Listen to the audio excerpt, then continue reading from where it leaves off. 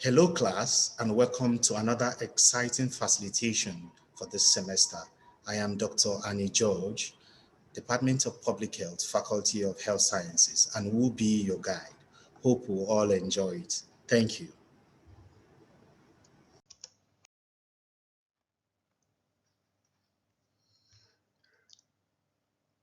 So on today's class, on Introduction to Biostatistics, we'll be looking at topic 3, methods of data collection.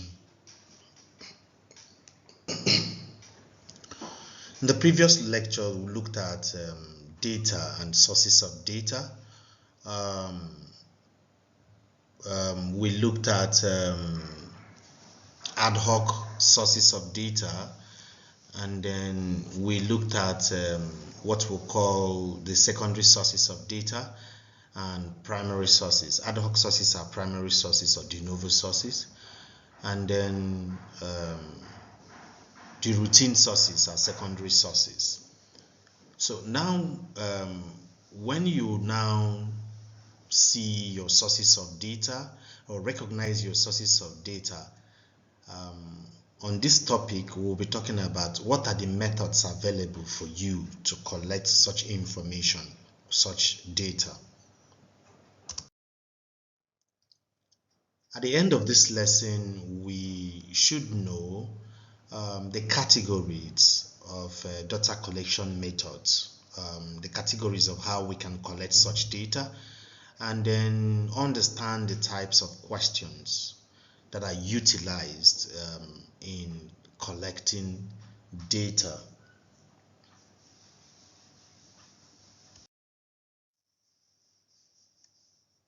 So what are the categories of data collection methods?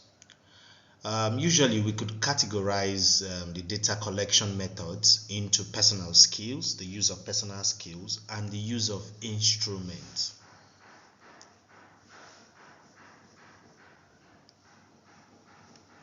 Use of personal skills and use of instruments. What are those skills that are in you, that are personal innate skills in you that you could use to collect data? And then by use of instrument means the use of a means. What are the means that are available, ways that are available for us to collect data? In the next slide, we'll be having an activity. I want you to take a look at it closely before we continue.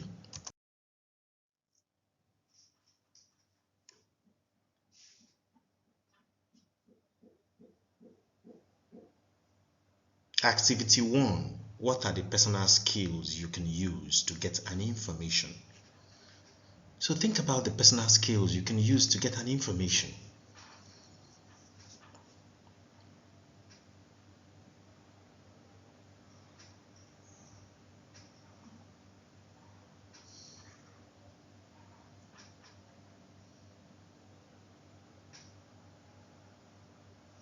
So on the image on that slide, you could see two persons seated, and both of them are holding something and with their mouths open. So obviously they should be having a conversation, from that image.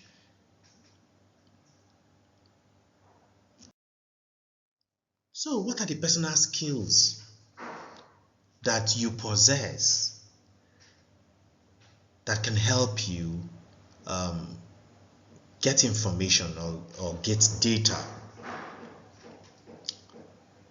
When you observe, when you get into a gathering and you observe, you see what happens.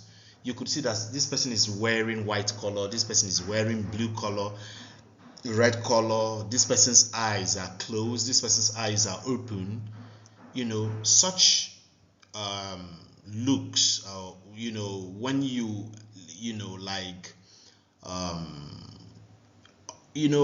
try to find out something without probably saying anything, your eyes tell you what is going on around. That is observation.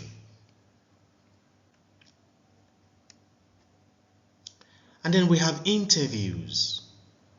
Interviews are personal skills, in-depth interviews, focus group discussion. When you do history taking, like in the hospital, you are asking a patient the symptoms the patient is having. The person is having fever, headache, leg pain, and what have you. Those things the person is having, those subjective um, indicators, that expresses how a patient feels, that you elicit through history taking is a form of personal skill. So the way you are able to go around it and get all the information you need is a show of personal skill in such interview. Now, when a medical professional does physical examination, like the person inspects, the person touches and palpates. When you touch, you're palpating, and then when you percuss, when a medical examiner percusses, that's what they call percussion. They will understand that. So inspection, palpation, percussion are all parts of the physical examination that involves use of personal skills. And when you also take records, like in that picture, it shows there are two persons that are having a conversation, and probably they were taking records on resume or something. So that is the use of or those are the use of personal skills in data collection.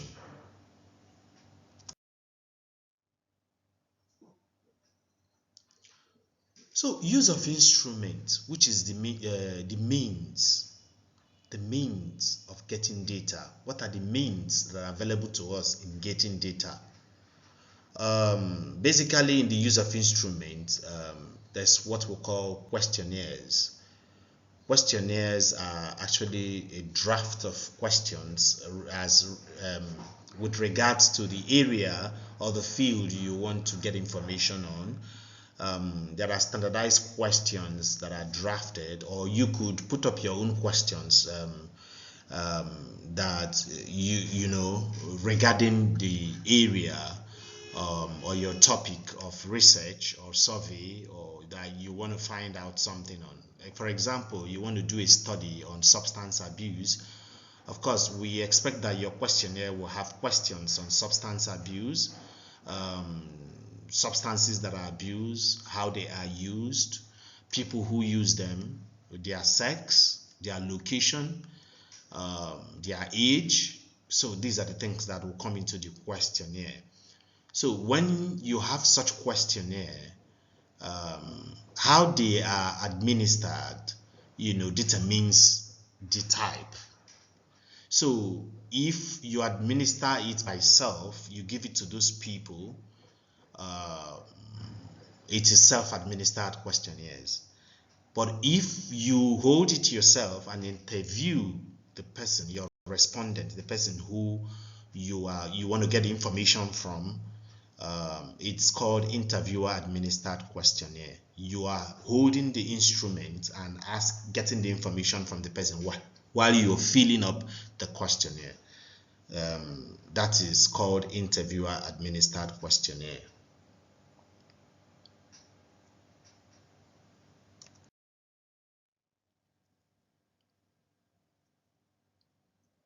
Self-administered questionnaire. What are the advantages and the disadvantages of self-administered questionnaire? Usually, self-administered questionnaires is good for people who are busy in giving you the information you need. That's and also convenient for you that is getting the information, the researcher. It saves you time and cost, and confidentiality is also preserved when you give out such questionnaire to people and they do it at their own time. However, the disadvantage is that when you give to people to fill, they may not complete all the questions that you requested for them to fill.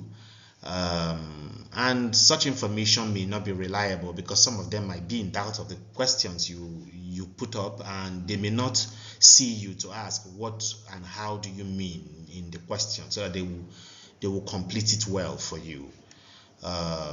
So when they don't understand the questions, it becomes difficult for them to complete it fully. So that's a disadvantage. In the next slide, we'll be having an activity. I want you to take a look at it before we continue.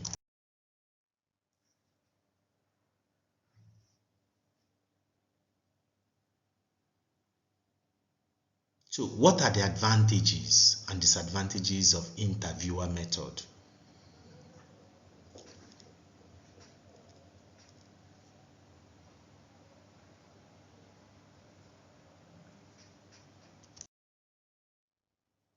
So the interviewer method or interviewer administered method, advantage is that you get authentic information when you are asking the person directly, and of course there will be completeness, and there is room for clarification when the person you're getting the information from doesn't understand.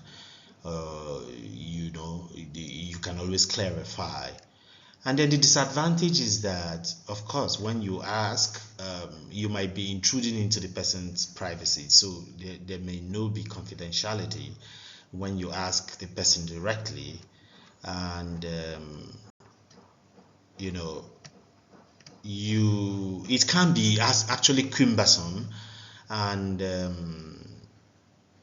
is not time and cost effective, especially to the interviewer and the respondents, because you have to make out time to sit with this person and get the information you need. And talking about confidentiality, there are some questions you might ask that the respondent might feel personal, so you may not actually get the right answer to that question.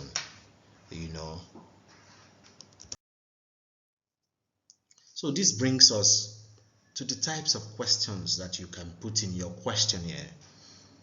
What are the types of questions that you ask your respondents? So questions are either subjective questions or objective questions. Now, subjective questions are usually called open-ended questions, while objective questions are called close-ended or pre-coded questions. Now, example of open-ended question. When you want your respondent to explain further, it means it's open-ended. When you ask questions that requires your respondents to explain further, to go further.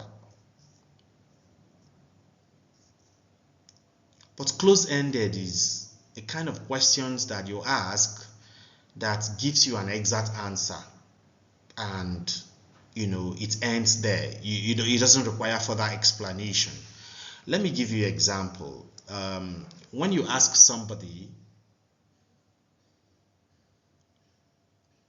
do you exercise? That's an example of a close-ended question. Do you exercise? The person will tell you either yes or no. The person will answer yes or no. So, and that is the end of it. Do you exercise? Yes. Do you exercise? No. This is different when you ask someone, how often, or tell me how you exercise on a weekly basis. The person could tell you, oh, I wake up in the morning, and then I hit the gym, and then I get to the treadmill first, and then after that, and then I go to do some other push-up exercises, ecstatics, dumbbells, and other exercises before I end for the day. That's an example of open-ended question. It gives room for explanation. However, open-ended questions are usually subjective, but close-ended are regarded as objective. We've learned different categories of data collection, categorizing them into personal skills and use of instrument, and we've understood the types of questions that are utilized in data collection. the open-ended and the closed-ended questions.